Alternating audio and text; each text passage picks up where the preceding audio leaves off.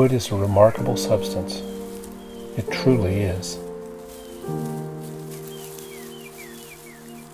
It's captured sunlight is really what it is. It's sunlight in your hand, and that's just a remarkable thing to have. We're all connected to wood, and we just don't notice.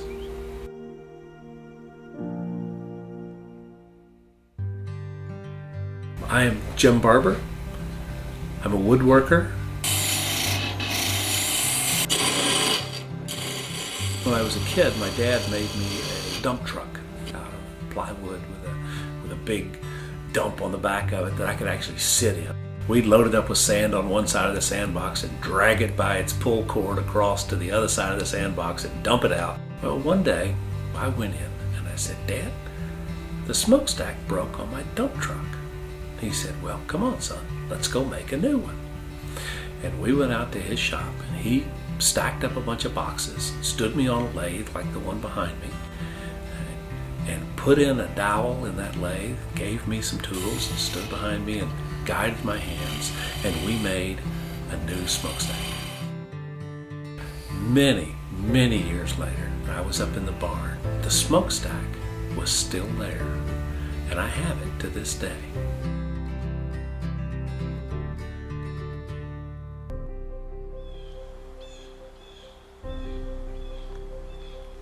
That something as ephemeral as sunlight can be combined with a handful of minerals and some water and made to grow.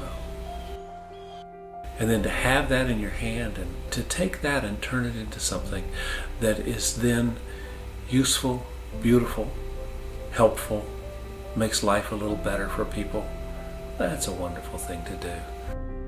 I grew up in the woods with my dad, and as a result, just being in the forest among the trees takes me home. I have planted 2,200 loblolly pines here on the property. Loblolly pine is a fast-growing, strong tree. It takes about 30 years to reach full maturity, which for a tree is short. And it is the wood of choice throughout the southeastern United States. It's the wood of choice to build homes.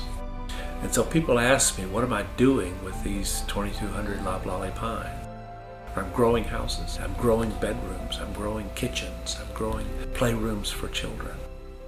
And I'm doing that by putting these plants into the ground and then getting out of their way, letting them do what they do best, which is grow straight, tall, and true. And then when you cut it, there's a certain amount of sadness associated with it, but you then take it and turn it into something else.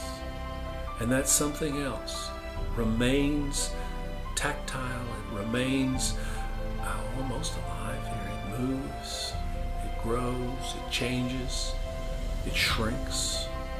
But if what you want is you want to live within a shelter that itself is alive, then wood's an ideal substance to build from.